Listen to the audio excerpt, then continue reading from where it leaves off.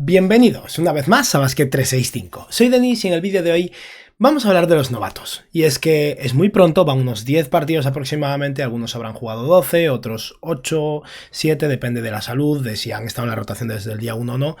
Pero tengo ganas de hablar de 19 novatos que han jugado relativamente y que han sido interesantes y han aportado en estos partidos que llevamos.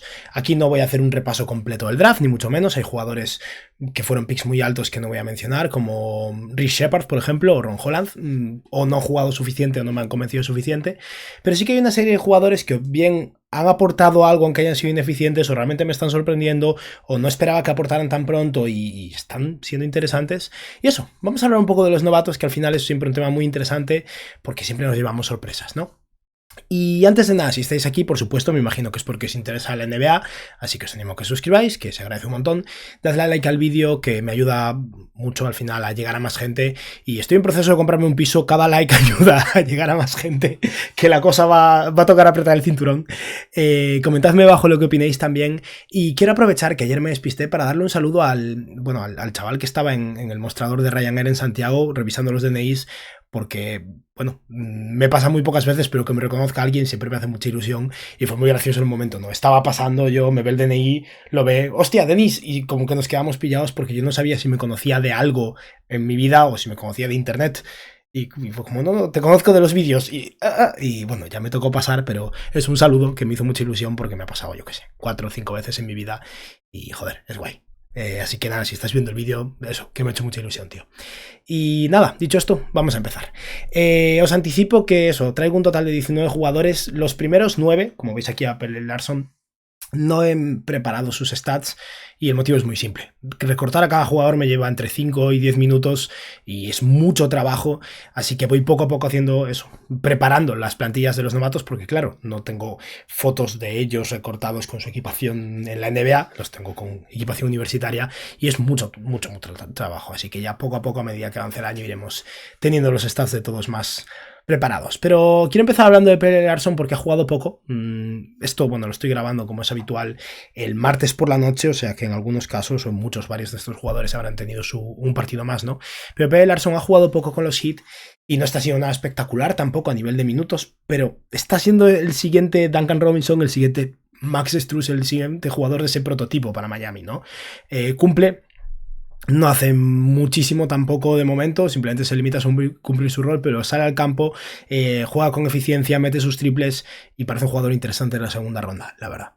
Y vamos ahora a hablar de Jamison Battle, que este es literalmente el único jugador que no conozco de esta lista o que no conocía, no tenía ni idea de quién era hasta que lo vi en contrato dual en los Toronto Raptors y de hecho puse un tweet sobre él diciendo que los Toronto Raptors en el día 3 ya estaban jugando un chaval que no tenía ni idea de quién era y que me parecía un nivel de tanqueo espectacular y no. Culpa mía, estoy confundido.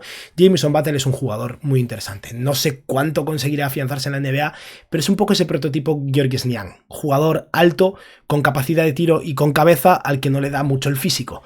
Pero al final, con la combinación de tamaño e inteligencia, creo que es posible que se haga un hueco. Y en los Toronto Raptors está siendo un jugador interesante. No va a ser una locura, no va a entrar en un quinteto ideal de novatos, pero está en el campo y no desentona demasiado. Vamos ahora con Dalton Knecht. Esto no es un ranking, por cierto, de un top 19 de lo que llevamos de temporada. Es más una excusa para revisar alguno de los jugadores. Sí que hablaré al final de todo de los que más están aportando de momento, pero eso, que no tengáis en cuenta esto como, oh, Dios mío, Dalton Knecht, el 17º mejor novato de la NBA y justo igual que su pick, ¿no? Lo está haciendo bien, no está tirando con muchísima eficiencia, el hecho de que esté aportando algo es interesante ya, y creo que JJ Redick, buscando soluciones, porque las cosas empezaron muy bien y desde entonces se han derrumbado bastante, va a experimentar con él, va a darle más oportunidades y a lo largo del año creo que va a ser un jugador que tal vez ascienda hasta ser uno de los mejores novatos cuando cierre la temporada, pero de momento su adaptación está siendo un poco dura, aún así, eso, está siendo interesante.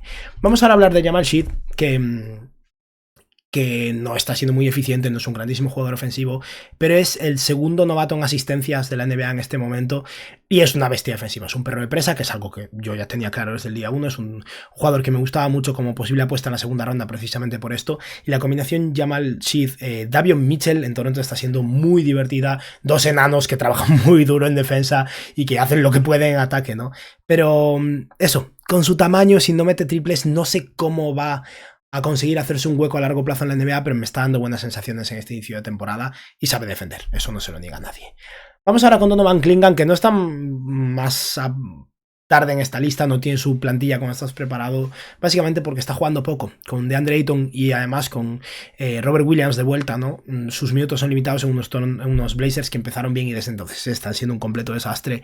Clingan cuando sale es bueno, es un jugador que va a tener impacto, va a tener carrera en la NBA, estoy convencido, tiene muy buena pinta y habrá que ver cómo desencaja en esa situación en Toronto, pero eso, Donovan Clingan es muy interesante.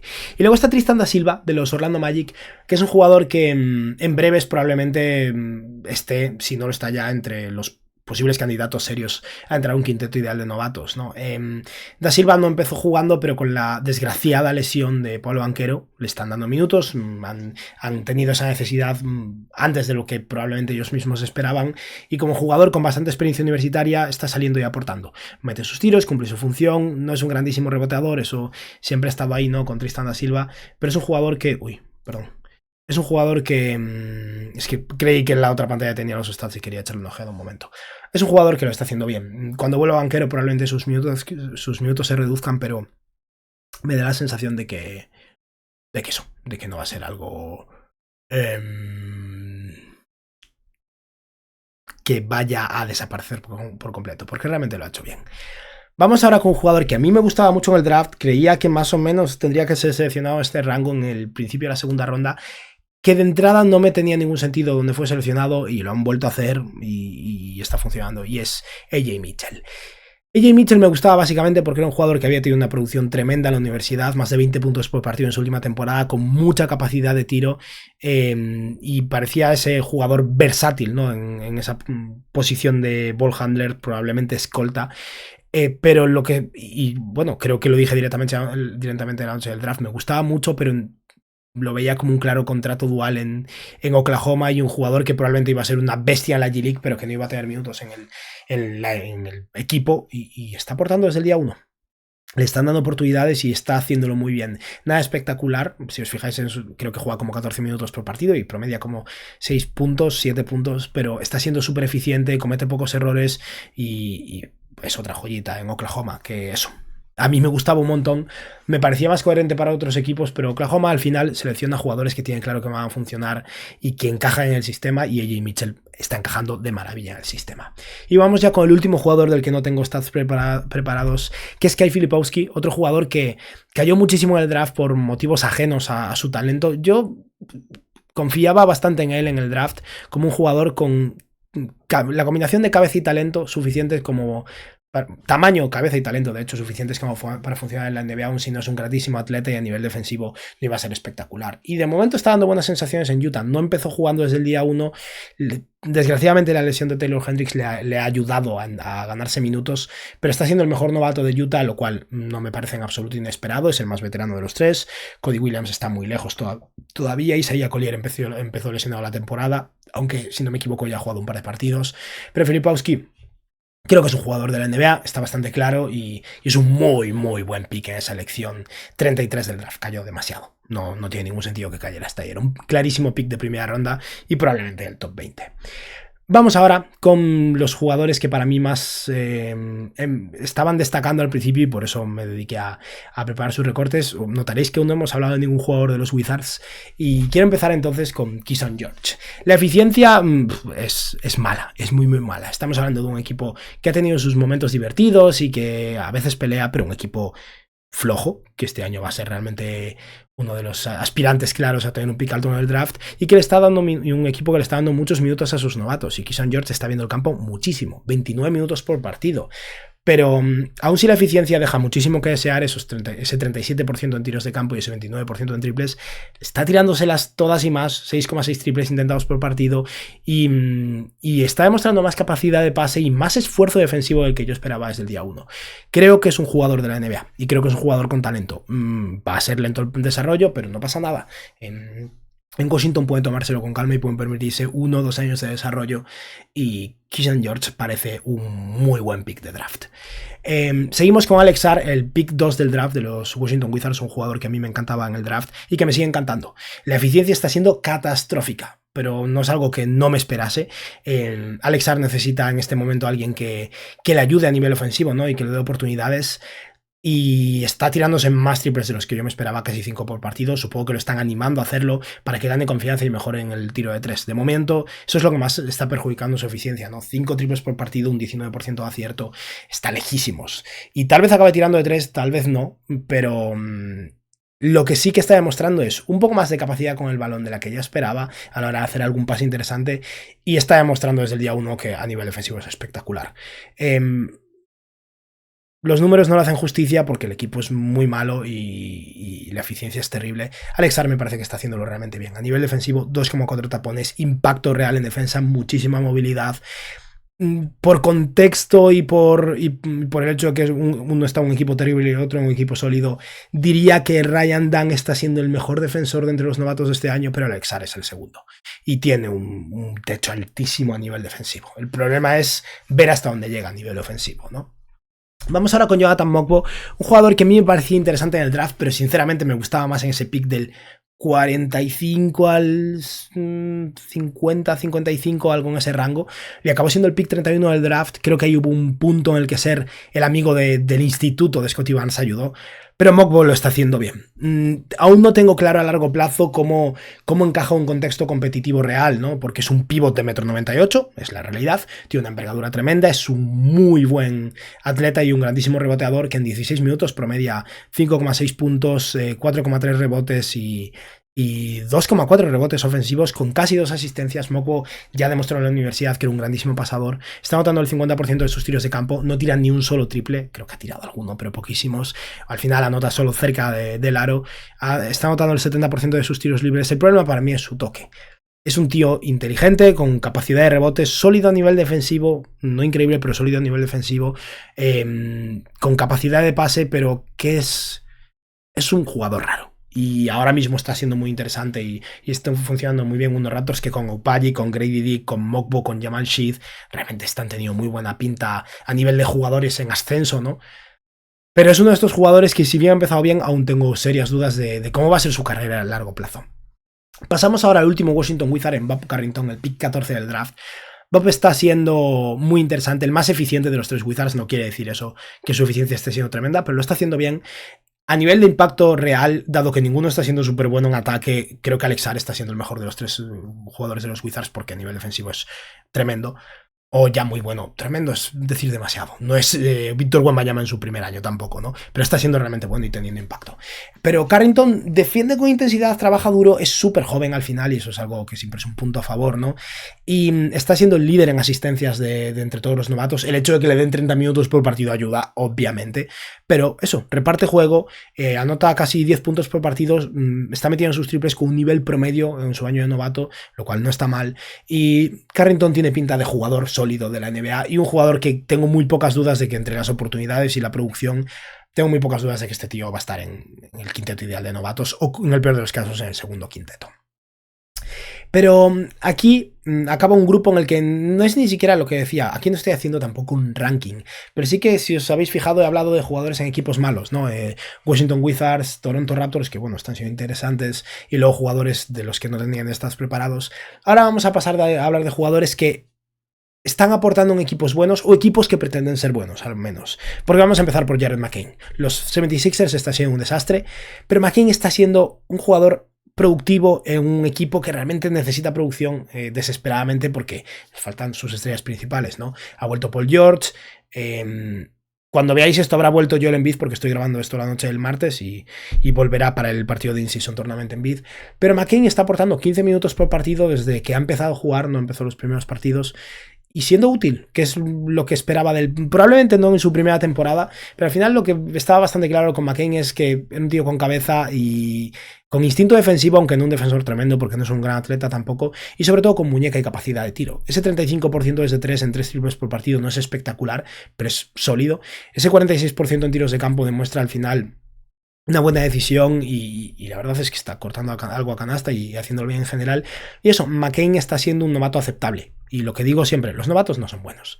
Normalmente hay 2, 3 novatos como mucho que realmente son buenos en su primera temporada. Y creo que McCain en esos 15 minutillos por partido no lo está haciendo mal. Y luego vamos a hablar de un jugador del que yo esperaba muy poco en su primer año porque lo veía como un proyecto muy verde, con mucho potencial, pero un proyecto muy verde. Y en parte por necesidad, pero también en parte porque parece que ha llegado antes de lo esperado a un nivel realmente sólido en la NBA. Es Missy. Y Missy está en la misma situación que los 76ers, de hecho peor.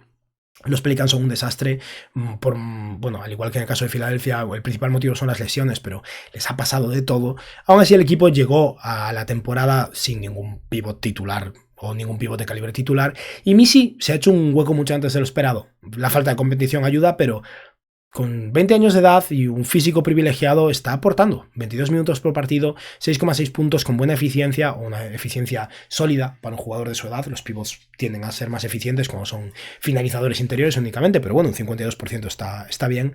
Y promedia casi 6 rebotes por partido, 1,5 tapones, 2,5 rebotes ofensivos. Missy es sólido y esperaba que no lo fuera en su primer año, o sea que muy bien por su parte y muy buena noticia para los Pelicans. Necesitan un pivot mejor si quieren competir. Ahora mismo ya parece que se les ha pasado es muy pronto, pero parece que se les ha pasado ya la oportunidad con la cantidad de lesiones que han tenido y cómo han empezado, pero eso, Missy es la mejor noticia de New Orleans esta temporada, junto con Jordan Hawkins, que está jugando muy bien en su segundo año. Y vamos ahora con los jugadores principales. Pasamos ahora a Zaccharie Richacher, que está siendo el líder en anotación en este momento de entre los novatos con 12 puntos por partido. Por poquillo, está igualado con un par de jugadores más, pero está liderando la anotación. Fue el pick 1 del draft y está cumpliendo realmente con creces con lo que esperaban los Hawks de él en su primera temporada, que es que fuera capaz de jugar desde el día 1. La eficiencia es floja, sí, por supuesto. No es nada espectacular, pero es un novato y al final es un novato que se está adaptando a un nivel de tamaño, de capacidad atlética, un nivel de defensa en muchas ocasiones al que no está acostumbrado. De hecho, él mismo lo decía hace poco en una entrevista, ¿no? Que en Francia era un muy buen atleta o en la liga francesa y ahora es un jugador promedio, pero tiene capacidad de tiro, aun si está promediando un 26% desde 3 en 5 triples por partido, no tengo ninguna duda de que va a tirar triples a largo plazo. Tiene buen tamaño, defiende un nivel sólido, tiene algo de capacidad de pase, no destaca de momento con esas 1,4 asistencias, pero tiene algo de capacidad de pase y lo ideal para Atlanta sería que no tuviera que jugar 27 minutos esta primera temporada, pero las lesiones no lo están permitiendo de momento y está haciendo lo posible con esos minutos y bueno, ha tenido tuvo un partido de creo que 33 puntos y lo está haciendo bien, realmente lo está haciendo bien, aun si su eficiencia no es espectacular. Ya habéis visto a los jugadores de los Wizards y a unos cuantos más. Lo raro es que un novato sea eficiente, ¿no? Pero hablando de novatos eficientes, vamos a hablar de un chaval que fue seleccionado en la segunda ronda y que tenía como principal atributo cuando fue seleccionado en el draft su capacidad de tiro de 3 con un tamaño sólido, pero estaba por ver el resto y creo que, bueno, desde el día 1 está cumpliendo con las expectativas con creces, ¿no? Y más teniendo en cuenta que estamos hablando de un equipo que necesitaba con urgencia a alguien en esa posición. Y ese es Jalen Wells, de los Memphis Grizzlies. Wells sí que es un novato un poquillo mayor, tiene 21 años, hemos hablado de varios jugadores más jóvenes, pero bueno, que el hecho de que esté aportando 11 puntos por partido con buena eficiencia en un equipo que está sufriendo lesiones, pero que está ahí, está peleando en un equipo con récord positivo en la conferencia oeste, es algo que no puede decir Zaccharie Richacher, ni Missy, ni Jared McCain, nadie, básicamente de todos los jugadores que hemos visto hasta aquí. Ahora hablaremos de otros 2 jugadores más y con esto acabamos, que están aportando de verdad en equipos sólidos, pero Wells es la sorpresa sin lugar a dudas porque estamos hablando de un pick de segunda ronda, anotando un 39% en casi 5 triples por partido y bueno, no rebotea muchísimo, no reparte mucho juego, no aporta muchísimo más en este momento, pero ya bastante hace en esta primera temporada y tiene muy buena pinta a largo plazo como un jugador 3&D sólido, que ya es decir bastante para estos Memphis Grizzlies. Y seguimos con un jugador que está siendo, bueno, no está jugando muchísimo, pero está aportando en uno de los mejores equipos de la NBA en este momento, y ese es Ryan Dunn. Los Suns están siendo buenísimos, desgraciadamente Durant es otro jugador lesionado más en este cúmulo de lesiones, ¿no? Pero por suerte es cosa de 2 semanas, esperemos que vuelva bien. Ryan Dunn está promediando 16 minutos por partido con muy buena defensa, eso estaba claro, ¿no? Dunn era claramente el mejor defensor de perímetro de esta generación y lo está demostrando el día 1, pero lo espectacular o sorprendente es ese tiro de 3, ¿no? Y ha bajado a la tierra considerablemente, ya está en un 36% de promedio, lo cual implica que los últimos partidos han sido peores, pero es que Dunn era un triplista terrible en la universidad nivel Andre Robertson. Y de hecho no he comprado los porcentajes de 3 de Andre Robertson en la universidad, pero yo no descartaría que tirase más que Ryan Dunn en su momento. El hecho de que esté aportando algo a nivel ofensivo es una victoria total para un equipo que necesita su defensa. Y hay otros jugadores que han elevado su nivel defensivo este año. Bradley Beal lo está haciendo bien para los Suns, está cumpliendo con ese rol más de 3&D, estrella 3&D, que cumplía cuando era el escudero de John Wall en Washington, y a ver si es capaz de mantener ese nivel. Pero Ryan Dunn, eso, 16 minutos de juego por partido, 7 puntos, 2 rebotes, 4 triples intentados, 47% en tiros de campo, 36% en triples. Esto es un jugador número 8 de rotación, seleccionado en el pick 28 del draft de un equipo que claramente va a estar en playoffs. Es un éxito rotundo lo de Ryan Dunn para los Phoenix Suns. Y vamos a acabar con el que era el favorito para el novato del año, que empezó flojo, pero tras un partido monstruoso y unas cuantas actuaciones sólidas consecutivas, ya está de vuelta ahí para mí, y ese es Zach Edey. Edey tiene un talento tremendo en el interior. Es cierto que en el momento en el que se encuentra contra equipos donde hay pivots capaces de tirar de 3, la cosa se complica, porque a nivel de movilidad complica la situación.